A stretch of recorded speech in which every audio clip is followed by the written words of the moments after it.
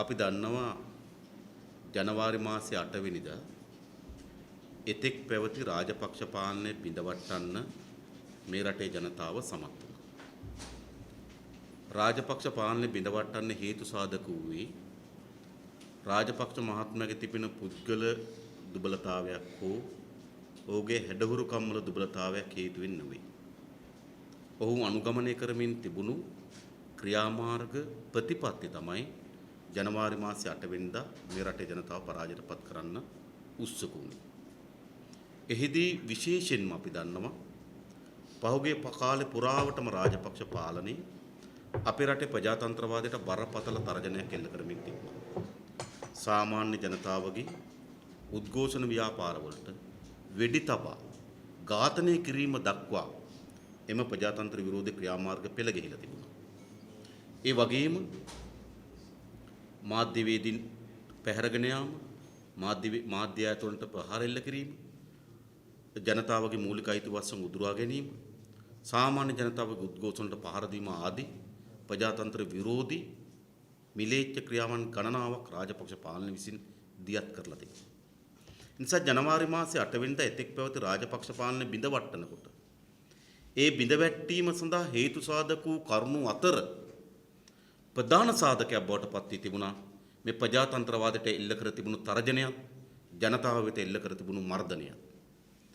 එනිසා මෛත්‍රී රනිල් ආණ්ඩුව තේරුම් ගත යුතුව තිබෙනවා ජනවාරි මාසයේ 8 වෙනිදා තිබෙන ජනවරමේ වමනාව, අරමුණ, අපේක්ෂාව. අපි දන්නවා මෛත්‍රීපාල සිරිසේන මහත්මයා ශ්‍රී ලංකා නිදහස් පක්ෂයෙන් මේ පැත්තට ආවේ 5 දිනක්. ඔහු ඡන්දෙ ඉල්ලනට ඔහුටම වූ පක්ෂයක් තිබුණෙත් නෑ. ඔහු බලයටපත් කරන්නේ අරමුණු, වමනාවන්, අපේක්ෂාවන් සමග පෙළ ගැහුණු ජනතාවක් විසින්. එනිසා මෛත්‍රීපාල මහත්මයා තේරුම් ගත යුතු තිබෙනවා ඔහු බලයටපත් කිරීම සඳහා ජනතාවගේ දෙන ලද ජනවරමේ බලය. ඒ වගේම අගමැති රනිල් වික්‍රමසිංහ තේරුම් ගත යුතු තිබෙනවා. ඔවුන් අගමැති ධූරයේ හොබවනකොට, අගමැති ධූරයේ වාඩි කරවනකොට ජනතාව විසින් Taman වෙත ලබා දෙන ජනවරමේ බලය සහ අරමුණු සහ වමනාව. නමුත් පෙන්눔 කරමින් තිබෙන්නේ පැවති පාලනය බිඳවට්ටවා මෛත්‍රී රනිල් හවුල් ආණ්ඩුවක් පිහිටවනකොට ඒ ජනතාවගේ අරමුණු, වමනාවන්, අපේක්ෂාවන් කිසිසේත්ම තේරුම්ගෙන කටයුතු කරන බව තමයි මේ පහර දීමෙන් පෙන්눔 කරලා තිබෙන්නේ. විශේෂයෙන්ම ශිෂ්‍යයන් තමන්ගේ අධ්‍යාපන කාලය පැත්තකින් තිබලා යම් හිතුවක්කාරී ක්‍රියාදාමයක් හේතු කොටගෙන පාරට බහිනව නෙවෙයි. මේ HNDA දරුවන් ඊටම සාධාරණ ඉල්ලීමක් මත තමයි තමන්ගේ ක්‍රියාමාර්ග දියත් කරලා තිබුණේ. අපි දන්නවා HNDA පාඨමාලාවන් දශක ගණනාවක් ඈතට ගියත් 1990 ගැසට් නිවේදනයකින් පිළිගනු ලැබුවා HNDA පාඨමාලාවෙන් ලබා දෙන ඩිප්ලෝමාවත් උපාධියත් සම මට්ටමේ සම තත්ත්වයේ තියා සලකන බවට. රජයට උපාධිධාරීන් බඳවා ගැනීමේදී HNDA ඩිප්ලෝමාවත් ඒ උපාධියක තියෙන සම මට්ටමේ සලකන බවට 1990 ගැසට් නිවේදනයක් නිකුත් කරලා තිබුණා. එම ගැසට් නිවේදනය අවුරුදු 24කට ආසන්න කාලයක් බලපැවැත්වෙමින් තිබුණා. නමුත් පහුගිය අප්‍රේල් මාසයේ ඒ ගැසට් නිවේදනය මුළුමනින්ම අහෝසි කරනවා පැවති පාලනය විසින්. HNDA පාඨමාලාවේ ඩිප්ලෝමාව උපාධියේ මට්ටමේ සලකන එක අත්හරිනවා විතරක් නෙවෙයි. ඔවුන්ගේ පාඨමාලා කාලයේද අවුරුදු 3මාර දක්වා අඩු කරනවා. එනිසා මේ දරුවන් පාරට බැහැලා කිව්වේ අපේ අධ්‍යාපන කාලය වැඩි කරලා දෙන්න. අපේ සහතිකයේ උපාධි මට්ටමේ සලකන්න. අවුරුදු 3මාරක ඩිප්ලෝමාව. කලින් අවුරුදු 4ක ඩිප්ලෝමාව. එනිසා උපාධිය මට්ටමේ සමතත්වය සලකන්න කියලා සාධාරණ ඉල්ලීම.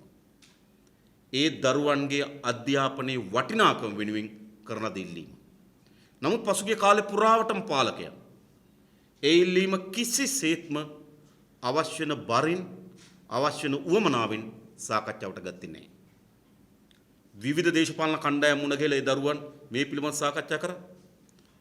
විශ්වවිද්‍යාල පාලන අධිකාරීන්, ඩිප්ලෝමා ආයතන පාලන අධිකාරීන් එක්ක මේ පිළිබඳව සාකච්ඡා කරා.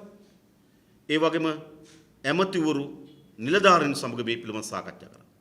ඒ හැම සාකච්ඡාවක්ම අවසන් වුණේ ඔවුන්ගේ අධ්‍යාපනයේ අයිතිය, අධ්‍යාපනයේ සුදුසුකමේ තිබෙන සාතිකය ලබා දෙන්න කිසිසේත්ම එකඟතාවකින් තොරව. ඒ නිසා තමයි දරුවන්ට සිද්ධ වුණේ තමන් හදාරන අධ්‍යාපනයේ වටිනාකම, ඒ සහතිකයේ ගරුත්වය ආරක්ෂා කර ගැනීම වෙනුවෙන් සහ දිනා ගැනීම වෙනුවෙන් තමයි ඔවුන් පාරට බැස්සේ. ඒ දරුවන්ගේ සාධාරණ ඉල්ලීමක් පමණක් නෙවෙයි, එම ආයතනයන් වල ඉදිරියේදී අධ්‍යාපනය හදාරන්න බලාපොරොත්තු වෙන සියලු දරුවන්ගේ සාධාරණ ඉල්ලීමක් විදිහට තමයි ඔවුන් පාරට ගියේ. නමුත් මෛත්‍රී රනිල් හවුල් ආණ්ඩුව එම පෙළපාලිය මැඩ පැවැත්වීම සඳහා එල්ල කළ ලද මුර්ග ප්‍රහාරය කිසිසේත්ම අපි කවුරුවත් අනුමත කළ යුතු පන්නේ ප්‍රහාරයක් නෙවෙයි. අනිවාර්යෙන්ම මේ ප්‍රහාරය මේ රටේ සියලු ජනයා හෙලා දැකිය යුතුයි. හෙලා දැකිය යුතු පමණක් නොවේ, මෛත්‍රී රනිල් හවුල් පාලනයට බල කරන්න ඕන. යලි කිසිසේත්ම මෙවැනි ප්‍රජාතන්ත්‍ර විරෝධී මුර්ග ක්‍රියාදාමයන්ට අවතීර්ණ වීම වැළැක්වීම සඳහා. මොකද ජනවාරි මාසයේ 8 වෙනිදා පැවති පාලනය බිඳ වැටීමේ ඇත්ත උවමනාව මේ පාලකයන් තේරුම් ගත යුතු තිබෙනවා.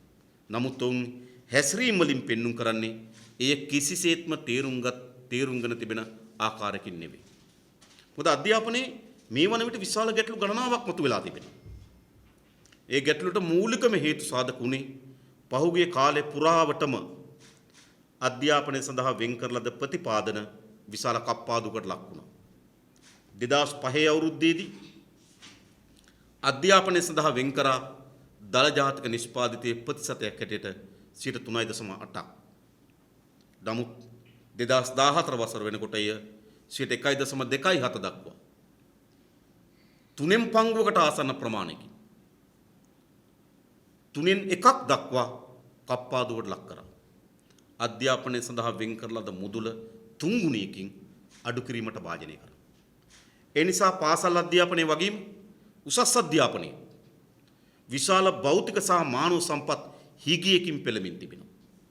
ඒ අද අපේ රටේ පාසල් අධ්‍යාපනය වෙලාගෙන තිබෙනවා. ඒ නිසා පාසල් අද පවත්වාගෙන යාමට අනිවාර්යෙන් සිදු වී තිබෙන දේ තමයි පාසල් යන දුව දරුවන්ගේ මුදල් අය කිරීම.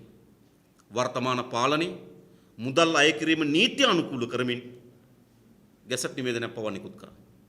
අද පාසල් පවතින ගුරුවරුන්ගේ පඩි ගෙවන එක හැරුණකොට අනිත් සියල්ල පාසල් වල කරන්න වෙලා තිබෙන්නේ දෙමව්පියන්ට. ක්‍රීඩා උත්සවයක් තිබෙනවා නම් දෙමව්පියන් සල්ලි දෙන්න ඕන. වාර අවසානයේ ප්‍රදර්ශනයක් තිබෙනවා නම් දෙමව්පිය සල්ලි දෙන්න ඕන. ඇමතිවරයා ඇවිල්ලා උත්සවයක් තියෙනවා නම් දෙමව්පිය සල්ලි දෙන්න ඕන. උණු පිරියම් කරගන්න දෙමව්පිය සල්ලි දෙන්න ඕන. වැට බඳින්න දෙමව්පිය සල්ලි දෙන්න ඕන. පරීක්ෂණාගාරයට බහඬ ගන්න දෙමව්පිය සල්ලි දෙන්න ඕන. මුරකරුවට පඩි ගෙවන්න දෙමව්පිය සල්ලි දෙන්න ඕන. එනිසා අධ්‍යාපනය ඇති කරලාද මේ මහා බරපතල කප්පාදු අද අපේ රටේ පාසල් අධ්‍යාපනය මුළුමනින්ම දෙමව්පියන්ගෙන් යැපෙන දෙපොම්පියන් මත බරපතවන අධ්‍යාපනය බවට පත් වී තිබෙනවා. එහි බරපතලම තත්ත්වය තමයි අද උසස් අධ්‍යාපන ආයතන තුල මතුවලා තිබෙන්නේ. අපි දන්නවා 2012 වසරේදී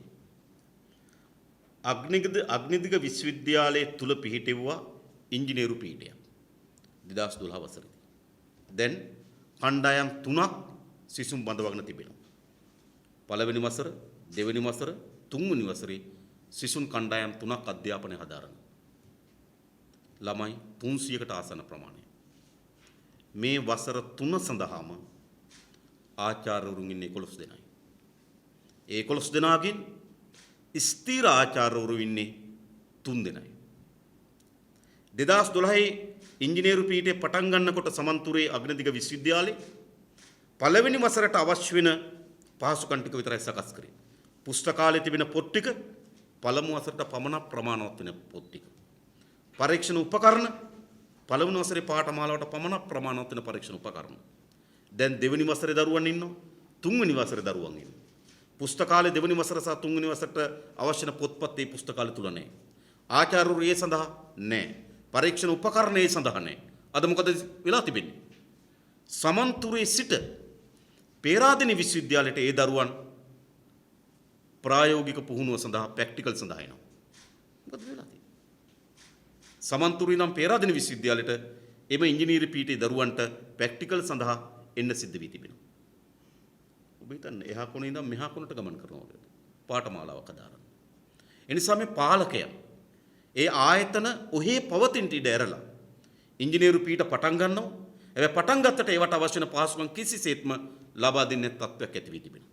මේ විදියටම රුණු විශ්වවිද්‍යාලය කළමනාකරණ පීඨයක් පටන් ගත්තා.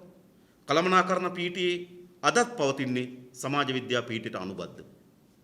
දැන් අවුරුදු ගණනාවක් තිස්සේ ඊට වෙනම ඒකකයක් වෙනම ස්ථානයක් ගොඩනැගීම් පිළිබඳ සටනක් අරගලයක් දරුවන්ගේ යනවා. ඒ පිළිබඳ කිසිදු මැදිහත් වීමක් මේ පාලකයන් කරලා නැහැ. සෞන්දර්ය විශ්වවිද්‍යාලය ගත්තොත් ඔබ හිතනවද? දැන් සෞන්දර්ය විශ්වවිද්‍යාලේ ඔඩිටෝරියම් එකක් නැහැ. කල්පනා කරලා බලන්න.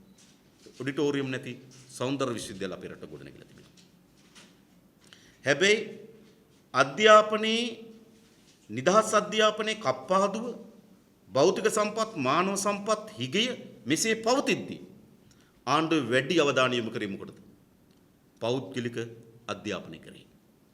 ආණ්ඩුව පටන් ගත්ත 2008 වසරේදී මාළඹේ පෞද්ගලික වෛද්‍ය විද්‍යාලය. පෞද්ගලික වෛද්‍ය විද්‍යාලය සඳහා දැන් පාඨමාලාවක් අවසන් කිරීම වෙනුවෙන් දරුවන්ගේ ගාස්තුව ලක්ෂ 120යි. ආසන්න වශයෙන් ඒ කියන්නේ ආසන්න වශයෙන් ගත්තොත් පාඨමාලාව තිබෙන්නේ මාස 60යි. මාස 60ට ගෙවිය යුතු තිබෙනවා ලක්ෂ 120ක්. ඉතින් මාසකට මාළඹේ පෞද්ගලික වෛද්‍ය විද්‍යාලයේ අධ්‍යාපන හැදෑරීම වෙනුවෙන් ලක්ෂ 2ක් ගෙවිය යුතු තිබෙනවා. අපි යන මේ රටේ කවර දරුවන්ටද කවර පවුලකටද පුළුවන්කම තිබෙන්නේ එකම දරුවාගේ අධ්‍යාපනය වෙනුවෙන් මාසකට ලක්ෂ 2ක් ගෙවන්න. ආණ්ඩුව වාර්තාවලම කියනවා ජනගහනයෙන් 42% ආදායම ඩොලර් 2කට අඩුයි කියලා.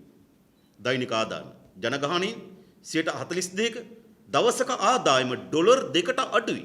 රුපියල් 280ට අඩුයි. ජනගහනයෙන් 42% ආදායම. හැබැයි ආණ්ඩුව පෞද්ගලික වෛද්‍ය විද්‍යාල දානවා මාසකට ලක්ෂ 2ක් ගෙවීම සඳහා. ඒ වෛද්‍ය විද්‍යාල පිළිබඳ ප්‍රශ්නේ පෞගේ කාලේ පුරාවටම විශ්වවිද්‍යාල වෛද්‍ය පීඨ තුලත් විශ්වවිද්‍යාල තුලත් ඒ වගේම සමාජය තුලත් විවිධ සාකච්ඡාවට කතා බහට ලක් වී තිබෙනවා. දැන් අවුරුදු 7ක් මේ පාඨමාලාවන් පටන් අරගෙන. අවුරුදු 7ක්. අවුරුදු 7ක දරුවෝ ඉන්නේ. සාමාන්‍ය වෛද්‍ය උපාධිය අවුරුදු 5යි. හැබැයි ඒක ඇතුළත් වෙච්ච දරුවන්ටත් වෛද්‍යවරයෙක් හැටියට එළියට එන්න පුළුවන් කමක් ලැබිලා නැහැ. වෛද්‍ය සභාව පෞගේ දා නිර්දේශයක් ඉදිරිපත් කරා මාළඹේ පෞද්ගලික වෛද්‍ය විද්‍යාලය කිසිසේත්ම එහින් එළියට එන දරුවන් අපේ රටේ වෛද්‍ය සේවයට වෛද්‍ය සේවයේ යෙදීම සඳහා සුදුසුකම් ලබන්නේ නැහැ කියලා. ඕනෑම රටකින් වේවා ආයතනකින් වේවා වෛද්‍ය උපාධියක් ගන්නවා නම් ඒ වෛද්‍ය උපාධියට අනුව වෛද්‍ය සේවයේ යෙදෙන්න නම් වෛද්‍ය සභාවේ අනුමැතිය තිබිය යුතුයි. නමුත් මේ මාළඹේ පෞද්ගලික වෛද්‍ය විද්‍යාලය සඳහා එවැනි අනුමැතියක් ලබා දීලා නැහැ. ඒ නිසා තව දුරටත් දරුවන් අමාරුවේ දාන්නේ නැතුව අධ්‍යාපනය කඩාකප්පල් කරන්නේ නැතුව අධ්‍යාපනය විකිණීම සඳහා පිඹුරු පස් සකස් කරන්නේ නැතුව මාළඹේ පෞද්ගලික වෛද්‍ය විද්‍යාලය අහෝසි කර යුතු තිබෙනවා. ඒ වගේම එහි ඉන්න දරුවන්ට සාධාරණ ඉටු කළ යුතු තිබෙනවා. විවිධ දේශපාලන බලයන් උපයෝග කරගෙන අපි දන්නවා පහුගිය කාලේ රාජ්‍ය බැංකුවල මිලියන 600කට ආසන්න මුදලක් මේ වෛද්‍ය පීඨයේ පෞද්ගලික වෛද්‍ය විද්‍යාලය ගොඩනැගීම වෙනුවෙන් මහජනයාගේ තැන්පතු මුදල් වලින් මේ ආයතනට ලබා දුන්නා. ඒ සඳහා හිටපු ඇමති එස් දිසානායක ඍජුවම මැදිහත් වුණා. ඔහු පාර්ලිමේන්තුවෙන් පිටතත් මේ පෞද්ගලික වෛද්‍ය විද්‍යාල වෙනුවෙන් පෙනී හිටියා. ඔහුගේ බලය ආරෝපණය කරගෙන එහි අයිතිකරුවන් පත්‍ර දැන්වීම් දැම්මා. මේ වෛද්‍ය පීඨයට දරුවන් බඳවා ගැනීම සුසුකම් තිබෙනවා අනුමතයි වෙන ආදැන්වීම් දැම්මා. ඒ ඉබාගාතේ මේ ආයතනය යමින් තිබෙනවා. ඒ නිසා ආණ්ඩුව සාමාන්‍ය නිදහස් අධ්‍යාපනයේ තිබෙන ඉඩකඩ අවුරුමින් ඒ භෞතික සම්පත් කඩාවට්ටමින් ඒ සඳහා තිබෙන මානව සම්පත් කඩාවට්ටමින් ආණ්ඩුව පෞද්ගලික අධ්‍යාපනය පුළුල් කිරීම සඳහා දොරටු තමයි විවෘත කරමින් තිබෙන්නේ. මේ ආණ්ඩුව බලයට පත් වෙනකොට උන්ගේ දින 100 වැඩ සටහන ඇතුලේ ඔවුන් පැහැදිලිව කියනවා අධ්‍යාපනය සඳහා ප්‍රතිපාදන 6ක් දළ ජාතික නිෂ්පාදිත ප්‍රතිශතයකට වෙන් කරනවා කියලා. හැබැයි දැන් විසර්ජන පනත ඉදිරිපත් වෙලා තිබෙනවා. විසර්ජන පනතෙන් හරියටම හොයන්න බෑ. මොකද 아무තු අමාත්‍යංශනේ හැදුවේ මහා මාර්ගත් එක්ක විශ්වවිද්‍යාල එකතු කරා, සංස්කෘතියත් එක්ක තව පැත්තක් එකතු කරා. ඒ නිසා අවසන් වශයෙන් විසර්ජන පනතෙන් අධ්‍යාපන සඳහා කොච්චර වෙන්කොට තිබෙනවාද කියලා හරියටම ප්‍රකාශ කරන්න බැරි වුණා. ඒ සියලු ඒවට වෙන් කරලා තිබෙන මුදල් ප්‍රමාණය සංසන්දනය කරලා බලනකොට හරි පැහැදිලි ආණ්ඩු 106ක් දළ ජාතික නිෂ්පාදිත ප්‍රතිශතයකට මේ සැරේත් අයවැයෙන් වෙන් කරලා නැහැ. ඒ නිසා මේ ආණ්ඩුවක් අධ්‍යාපනයේ කප්පාදුව නිදහස් අධ්‍යාපනයේ ක්‍රමානුකූලව අකුලමින් පෞද්ගලික අධ්‍යාපනයේ දොරටු විවෘත කරන්න පුළුල් කිරීම සඳහා න්‍යාය පත්‍රයක කටයුතු කරන බව ඉතා පැහැදිලිව මේ විසර්ජන පනත හරහා පෙන්눔 කරමින් තිබෙනවා. ඒ නිසා මේ අධ්‍යාපනයේ ඇති වී තිබෙන විශාල ගැටලුව ඒක සමාජමය ප්‍රශ්නයක්. ඒක HND ආයතනයේ දරුවන්ගේ ප්‍රශ්නයක් හෝ අග්‍රදිග විශ්වවිද්‍යාලයේ දරුවන්ගේ ප්‍රශ්නයක් හෝ රුණු විශ්වවිද්‍යාලයේ දරුවන්ගේ ප්‍රශ්නයක් හෝ විශ්වවිද්‍යාලයේ දරුවන්ගේ ප්‍රශ්නයක් නොවේ මේක. මේක සමාජමය ප්‍රශ්නයක්. අපේ රටේ දරුවන්ට යම් ප්‍රමාණයකින් හෝ තමන්ගේ අධ්‍යාපනයේ අයිතිය තහවුරු කර ගැනීම සඳහා අධ්‍යාපන ලැබීමේ තත්ත්වය තහවුරු කර ගැනීම සඳහා මේ නිදහස් අධ්‍යාපනය විශාල ලෙස පිටුහල් වෙමින් තිබෙනවා. නමුත් දැන් පැවති පාලනය සහ පවතින පාලකයන් නිරන්තරයෙන් උත්සාහ කරමින් තිබෙන්නේ මේ අධ්‍යාපනයේ ක්‍රමානුකූලව කප්පාදු කරමින් ජනතාවගේ අයිතියක් බවට පත් වී තිබෙන අධ්‍යාපනයේ වරප්‍රසාදලත් පැලැන්තියගේ වරප්‍රසාදයක් බවට පත් කරන දරන ප්‍රයත්නයක් මේ තිබෙනවා. ඉතින් ප්‍රයත්නය තමයි HND ආයතනයේ දරුවන් පාරට බැහැලා පෙන්눔 කරන්නේ. වෛද්‍ය පීඨවල දරුවන් මාළඹේ වෛද්‍ය විද්‍යාලයට එරෙහිව පාරට බැහැලා පෙන්눔 කරන්නේ. වෙනත් විශ්වවිද්‍යාලවල දරුවන් තමන්ගේ පහසුකම් වැඩි කර ගැනීම සඳහා පාරට බැහැලා අරගල කිරීමෙන් පෙන්눔 කරන්නේ මේ රටේ නිදහස් අධ්‍යාපනය ආරක්ෂා කිරීම සඳහා. ඒ නිසා ඒ කිසිසේත් මේ දරුවන්ගේ හිතුවක්කාරී කඩා කප්පල්කාරී ක්‍රියාවක් නොවේ. එම දරුවන් අපේ රටේ සමාජමය අයිතියක් වෙනුවෙන් පෙනී හිටිනවා. ඒ නිසා මාධ්‍යවේදීන් හැටියට ඔබට දේශපාලන ව්‍යාපාරයෙන් හැටියට අපටත් මේ රටේ හැම පුරවැසියෙකුටම වගකීමක් තිබෙනවා. අපේ රටේ නිදහස් අධ්‍යාපනයේ අයිතිය කප්පාදු කිරීම සඳහා මේ ගෙන යමින් තිබෙන ප්‍රයත්නය පරාජයටපත් කිරීම සඳහා මැදිහත් වෙන්න. ඒ වෙනුවෙන් දේශපාලන ව්‍යාපාරයකට අපි කටයුතු කරලා තිබෙනවා. අපි කටයුතු කරනවා විශේෂයෙන් මේ පිළිබඳව අපි පාර්ලිමේන්තුවේ විශේෂ ප්‍රකාශ කරන්නත් බලාපොරොත්තු වෙන ලැබෙන අඟහරුවාද මේ ඇති වී තිබෙන තත්ත්වයේ කිසිසේත්ම වර්ධනය වීමට ඉඩ නොදිය යුතුයි. පැති දෙකක් තිබෙනවා.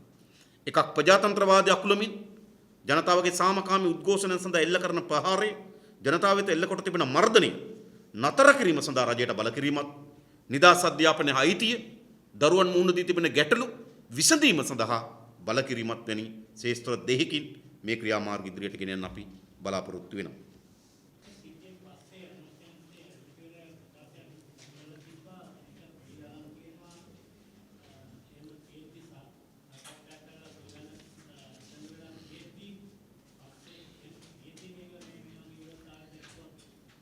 ඒක සම්පූර්ණ අසත්‍ය ප්‍රකාශයක්.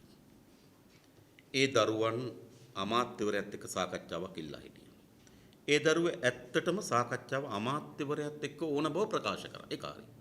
ඒ මොකද වෙනත් අයත් එක්ක සාකච්ඡා කරලා ප්‍රතිඵල නොලැබී තිබෙන නිසා.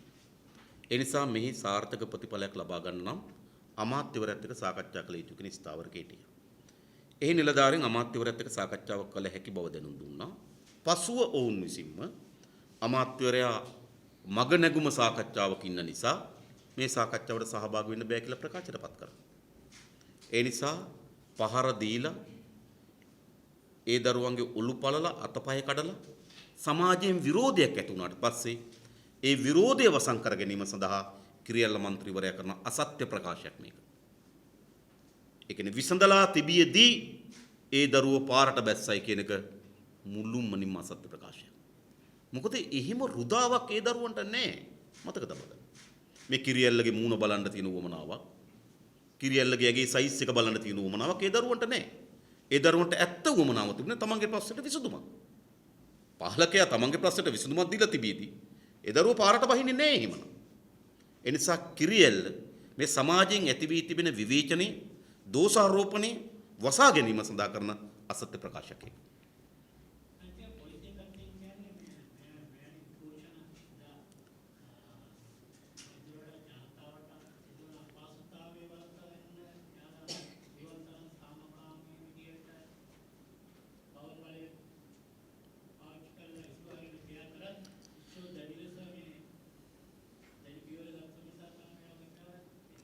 මම දැක්කේ නැහැ ශිෂ්‍යයෝ ගත්ත දැඩි පියවර මොකක්ද කියලා. ඔවුන් සාමකාමීව එම ස්ථානයේ රැඳී සිටියා. අද අපේ කොළඹ නගරේ ඕනෑම තැනක රැඳී හිටියොත් යම් ප්‍රමාණයකට පොදු ජනයාගේ පොදු කටයුතු වලට බාධා වෙන එක ඇත්ත. නමුත් උද්ඝෝෂණයක් එහෙම තමයි. එහෙමනම් අපේ රටේ උද්ඝෝෂණ දියත් කරන්න ඕන මධ්‍යම රාත්‍රී 12ට යක්කු ගස් නගින වෙලාවට නෑ. උද්ඝෝෂණය ඒ හරහා සමාජයේ අවධානය යොමු කිරීම, ඒ සඳහා සමාජයේ වෙත මතයක් ගෙන යාමක් ඒ උද්ඝෝෂණ කරන අයගේ අයිතිය.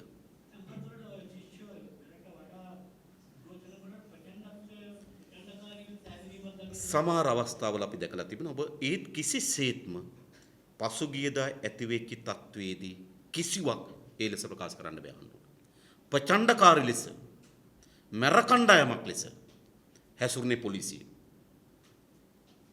පොලිසිය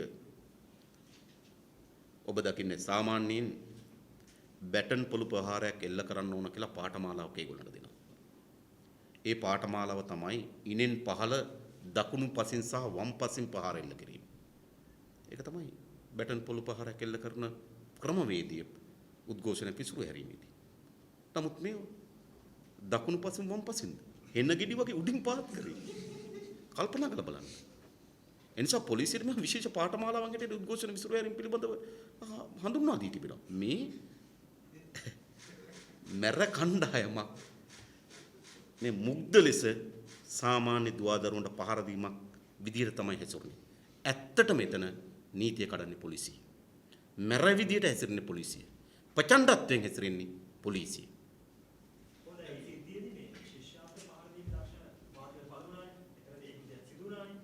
ඒ වගකීම පොලිසිය බාරගන්නෙත් නැහැ, රජය පාර්ශ්වය බාරගන්නෙත් නැහැ. ඇත්තටම උතුමා ඉදිරියේ ඒ සිද්ධි පාර්ශ්වීය වගකීම බාරගන්නේ පොලිසියද? එහෙම නැත්නම් දැන් පොලිස් කොමිසමක් තියෙනවා, එහෙම නැත්නම් රජයද? පොලිස් කොමිසමට පොලිසියේ එදිනෙදා ක්‍රියාවලියට මැදිහත් වෙන්න අයිතියක් නැහැ. පොලිස් කොමිසම පොලිසියට නියෝග දෙන්නේ නැහැ. පොලිස් කොමිසමට පැවරී තිබෙන්නේ බඳවා ගැනීම, උසස් කිරීම, මාරු කිරීම වැනි පරිපාලන ක්‍රියාදාමය.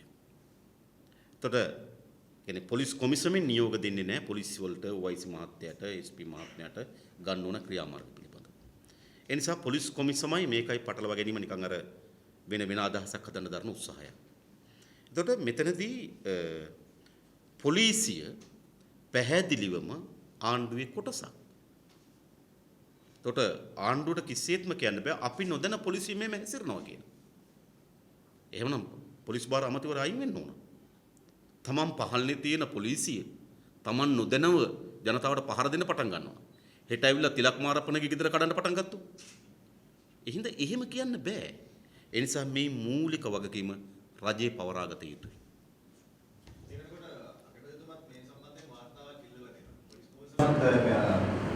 යම් පරීක්ෂණයක් තියාගන්න කරනවා. කියන්නේ ආණ්ඩුව පැත්තෙනුත් මේකේ යම් බරපතල සමහරයක් වුණොත් අඳුනගෙන ඒකට යම් ක්‍රියාමාර්ගයක් ගන්නවා. ඔව් හඳුනාගත යුතුයි මේ බරපතලකම.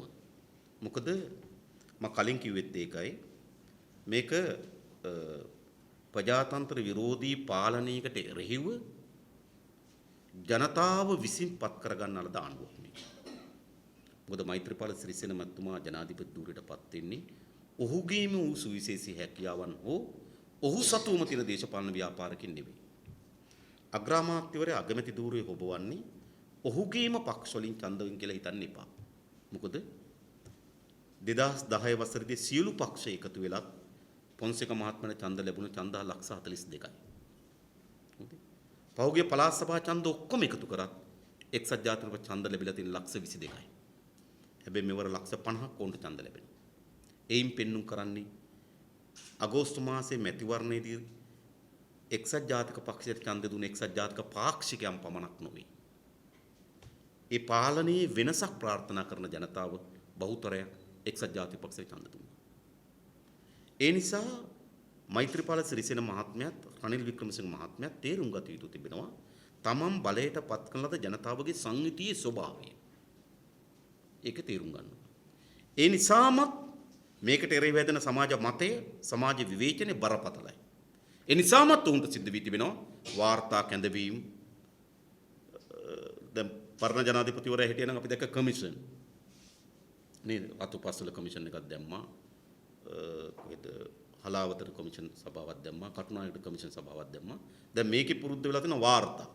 අගමැතිවරයා වාර්තාවක් දෙනවා. පොලිස් භාර ඇමතිවරයා වාර්තාවක් කරනවා. පොලිස් කොමිසම වාර්තාවක් කරනවා. හොඳයි. මොකක් හරි සිද්ධියක් වුණාම මේකේ විමර්ශනයක් ඕනනේ. ඒක පිළිබඳ අපි නමුත් අපිට ඉතිහාසයක් තිබෙන මේ හැම වෙලාවෙම සිද්ධිය සිද්ධ වුණාට පස්සේ ආందోලනාත්මක භාවය යටපත් වෙන තෙක් මෙනි වාර්තා කමිෂන් කියන ඒවට මුවා වෙමින් තිබෙනවා. ඒ නිසා අපි විශේෂයෙන් මේ වාර්තා සියල්ල පාර්ලිමේන්තුවට ඉදිරිපත් කළ යුතුයි. ඒ වගේම මේ වාර්තා වලින් පසුව ක්‍රියාමාර්ග ගත යුතුයි. ඒ වගේම නැවත මෙවැනි සිදුවීම් වැළැක්වීම සඳහා ආණ්ඩුවක් බාරගත යුතුයි. ආණ්ඩුව මෙතනදී පණිවිඩයක් දීලා තිබෙන එකයි බරපතල. ඉදිරියේදී මේ ආණ්ඩුවට කිසිසේත්ම අපේ රටේ පහළ පන්තියේ ජනතාව මුහුණ දෙන ආර්ථික ප්‍රශ්නට විසඳුම හොයන්න බෑ. ගොවි ජනතාව පාරට බහින එක, දීවර ජනතාව පාරට බහින එක, කුඩා තේවතු හිමියන් පාරට බහින එක, රබර් ටික කිරි ටික විකුණන මිනිස්සු පාරට බහින එක වළක්වන්න බෑ මේ ආණ්ඩුවට. ඒ නිසා ආණ්ඩුව අපිට බරපතල සැකයක් දීලා තියෙනවා. ජනතාවට සංඥාවක් දීලා තිබෙනවා. පාරට බැස්සොත් වෙනදී මේකයි කියලා. ඒ සංඥාව දීපු බව තමයි මේ පහර දීමේ ආකාරයෙන් පෙන්눔 කරමින් තිබෙන්නේ. ඒ නිසා ආණ්ඩුව හිතාමතා සැලසුම් සහගතව ජනතාවගේ උද්ඝෝෂණ ජනතාවගේ මැදිහත් වීම මැඩපැවැත්වීම සඳහා දරන ප්‍රයත්නයක් යයි කියන සාධාරණ සැකයක් මෙම ප්‍රහාරය තුළ තිබෙනවා. ඒ නිසා අපි ඉදිරියේදී ආණ්ඩුවේ ක්‍රියාමාර්ගات එක්ක ඒ සැකේ තහවුරු කර ගැනීම හෝ ඉවත් කර ගැනීම කළ හැකියි. නමුත් දැන් සාධාරණ සැකයක් තිබෙනවා. ආණ්ඩුව හිතාමතාම ජනතාව පාරට බහින එක වැළැක්වීම වෙනුවෙන් බියවැද්දීම වෙනුවෙන් මේ ප්‍රහාරය මේ විදිහට එල්ල කරයි කියන සාධාරණ සැකයක් අපි තුළ තිබෙනවා. ඉතින් මම දැක්ක එතුමා කියනවා මේ රාජ්‍ය රහස් කියලා. ඉතින් රාජ්‍ය රහස් එළිදරව් කිරීම බරපතල ආරක්ෂාවට තර්ජනයක් කියලා. මේ රාජ්‍ය රහස් නෙවෙයි. මේ රාජ්‍ය සම්පත් දීපල නාස්තිකාර ලෙස යොදවා ගැනීමේ තත්ත්වයක්. ඒ නිසා මේ රටේ ජනතාව මේව දැනගත යුතුයි. මොකද අපි ඉතිහාසයේ අහලා තිබෙනවා මාලිගා ගැන. අපි මෑත ඉතිහාසයේ දැකලා තිනවා බංකර් ගැන. අපි මාලිගා වෙනම අහලා තියෙනවා බංකර් වෙනම දැකලා තියෙනවා. හැබැයි පළවෙනි වතාවට අපි බංකර් මාලිගා දකිනවා. කල්පනා කරලා බලන්න. මහා බරපතල යුද්ධයක් තිබෙන වෙලාවක ඒ රාජ්‍ය නායකයාගේ ආරක්ෂාව වෙනුවෙන් යම් ආරක්ෂක ක්‍රියාමාර්ග ගත හැකියි. හැබැයි ඔබ කිසිසේත්ම විශ්වාස කරනවාද මෙය එම රාජ්‍ය නායකයාගේ ආරක්ෂාව වෙනුවෙන් ගන්න ලබන ආරක්ෂක පීවර කියලා? ඉතාලියෙන් ආනයන කරන ඇඳන් පුටු මේසාදීන්ගේ ස්විමින් පූල් වලින් සේසත් වලින් මේ එවැනි ඊටමත් අලංකාර වීදුරු ලාම්පු වලින් සමන්විතේ මොකද්ද මේ කිසිසේත්ම රාජ්‍ය නායකයාගේ ආරක්ෂාව වෙනුවෙන් ගනු ලබපු පියවරක් නෙවෙයි. රාජ්‍ය නායකයා මේ රටේ දීපල තමන්ගේ පෞද්ගලික දීපලයයි කියලා පරිහරණය කරපු ආකාරයේ පෙන්වන්න කිරීමක් මේ තියෙන්නේ. එය මේ රටේ ජනතාව දැනගත යුතුව තිබෙනවා. මේ අපේ රටේ දීපල නාස්ති කරපු ආකාරය. ඒගොල්ලෝ කල්පනා කරේ නැහැ. ඒගොල්ලෝ හිතුවේ නැහැ. ඒගොල්ලන්ගේ සැලැස්ම තිබුණේ නැහැ 2015 ජනවාරි මාසේ 8 වෙනිදා ගෙදර යන්න. ඒගොල්ලන්ගේ සැලැස්ම තිබුණ පරම්පරා ගණනාවක් රාජපක්ෂවරු මේ රටේ පාලනය කරන්න. ඒ නිසා තමයි මේවා මේ විදිහට ගොඩනගලා තිබෙන්නේ. මොකද ඔවුන් හිතනවා ඔවුන් තමයි හැමදාමත් මේ රටේ රජවරු කියලා. ඒ මුග්ධ වමනාවන් වෙනුවෙන් ඇති කරන ලද විනාශකාරී මෙවලම් මේ. ඒ අරුණට කිසිසේත්ම රාජ්‍ය ආරක්ෂාවත් එක්ක බැඳිච්ච කරුණක් නෙවෙයි. ඉතින් අද රාජපක්ෂ හැම එකක්ම උත්සාහ කරමින් තිබෙනවා රාජ්‍ය ආරක්ෂාව කියන ලේබලයට යටතේ තමන් කරන ලද විනාශකාරී දේවල් යටපත් කරන්න. ඒට ඉඩ ලබා නොදිය යුතුයි කියලා අපි හිතනවා. ඇත්තටම සර්වපාක්ෂික සමුළුව වඩාත් උචිත වුන්නේ ඒ කියන්නේ ජිනීව වලට ගිහිල්ලා ඊට පස්සේ එක්සත් ජනපදයේ සහ ශ්‍රී ලංකා රාජ්‍යයේ ඒකාබද්ධ ප්‍රකාශනයක් ජිනීව සමුළුව හමුවේ තබලා ඒ පිළිබඳ එකඟතාවයක් අරන් ඇවිල්ලා දැන් අපිත් එක්ක සාකච්ඡා කරනවා. හරියට කසාද බැඳලා ඉවර වෙලා නැකත් කරුවන් හොයන් යනවා හොඳ වෙලාවක් බලන්න. ග්‍රහචාර දෝෂ තියනවද කියලා බලන්න වගේ වැඩක්. ඒ නිසා සැබවින්ම මේ සාකච්ඡාව යාමට පෙර කළ යුතු තිබුණු සාකච්ඡාවක්. දැන් සාකච්ඡාවෙන් පසුව ඔවුන් කැඳෙව්වා අපි සහභාගී වුණා. ඒ අපි සහභාගී වෙන කිසිවක් සඳහා නෙවෙයි. මේ ක්‍රියාවලිය තාමත් අවිනිශ්චිතයි. හරි පැහැදිලිතාවයක් නෑ. මේ ක්‍රියාවලිය මොකද්ද සිද්ධ වෙන්නේ කියලා කවුරුත් මේ රටට කියලා නෑ. ඒ නිසා ඇත්තටම අපි අපේ ටෙලිවිෂන් සහෝදරයාගේ ප්‍රකාශනයේදී කිව්වේ මොකද්ද මේ සිද්ධ වෙන්නේ කියලා ආණ්ඩුවේ මතය කියන්න. කරුණාකරලා මොකද්ද වෙන්නේ කියලා කියන්න. ඒතකොට ජනාධිපතිවරයා කියලා තියෙන දේ මම ආණ්ඩුවේ මතය කියන්න ගියොත් ඒක සාකච්ඡාවට හොඳ නෑ ආණ්ඩුවේ මතය පස්සේ කියන්නම් කියලා. ආණ්ඩුවේ මතය පස්සේ කියන දෙයක් නෑ ආණ්ඩුව දැන් එකකතාවකට ඇවිල්ලා තිබෙනවා. ඒ මේ ක්‍රියාවලිය මොකක්ද?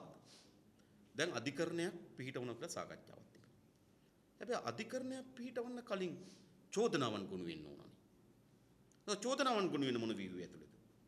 එනිසා මේක හරි අපැහැදිලිම සාකච්ඡාවක් තිබෙනවා. ඒ නිසා මේ සිද්ධ වෙන්නේ මොකද්ද කියලා දැනගැනීමේ අරමුණ අපිට තිබුණා. ඒ වගේම මේ ඇවිත් තියෙන දුරින් රටටත් ජනතාවටත් අහිත කරන එක වෙනස් කිරීම සඳහා අපේ පැත්තේ යෝජනාවන් දීමේ අරමුණෙන් අපි මේ සාකච්ඡාවට සහභාගී වුණා.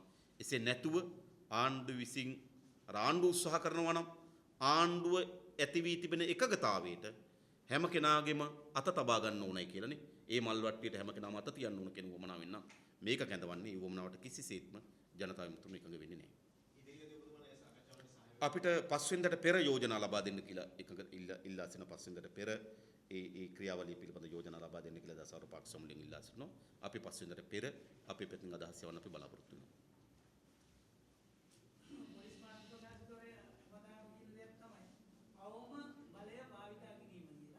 ඒක අපි බලාගෙන යනකොට සීමාවක් නැහැ. අවුම් බලයෙන් කියන එක බෝම්බයක් උනත් ගහන්න පුළුවන් කියන එක තර්කයට දැන් මේකට ඇවිල්ලා තියෙනවා. ඔබ කීපෙක මතව මටත් කියන්න තියෙන්නේ. ඒ කියන්නේ ඇත්ත ඒ කියන්නේ පොලිසිය දැන් මේ ඒ කියන්නේ අවම කිව්වහම ඒ වචනේ පොඩි අර බැරෑරුම් භයානකයි මිලීච්චයි උපරිමයි කියනකට වඩා පොඩි සැහැල්ලු ස්වභාවයක් තියෙනවා. හැබැයි මේ වචනේ තියෙන සැහැල්ලු ස්වභාවයේ ක්‍රියාකාරීත්වයේ දින්නේ නැහැ. ඒ නිසා මේ පාලකයන් මේ පොලිසිය දිගින් දිගටම මේ අවම බලය කියන වචනෙට මුවා වෙලා ඒ අවස්ථාවේ Tamanට කළ හැකි සියල්ල සිදු කරමින් තිබෙනවා. හලාවත වෙඩි තියලත් කිව්ව අවම බලය කියලා. කටුනායක වෙඩි තියලා ඝාතනය කරලා කිව්ව අවම බලය කියලා. ඒ නිසා පොලිසිය රටේ ජනතාව දැනුවත් කළ යුතු තිබෙනවා. අවම බලයට යටත් වෙන කරුණු මොනවද? මෙතනින් එහා අවම නොවන බලය. මෙතනින් පහළ අවම බලය. එම මොකක් හරි අදහසක් රට හදන්න ඕන. ඔබ කිව් පරිදිම ඝාතනයන් සිදු කරලා පවා අවම බලය කියලා මේ පාලකයෝ මේ පොලිසිය විටින් විට ප්‍රකාශ කරලා තිබෙනවා. ඒ නිසා සාධාරණ සැකයක් තිබෙනවා අවම බලය ඝාතනයන් දක්වාද යන්න පුළුවන් කියන එක ඔප්පු කරලා තිබෙන ඉතිහාසය.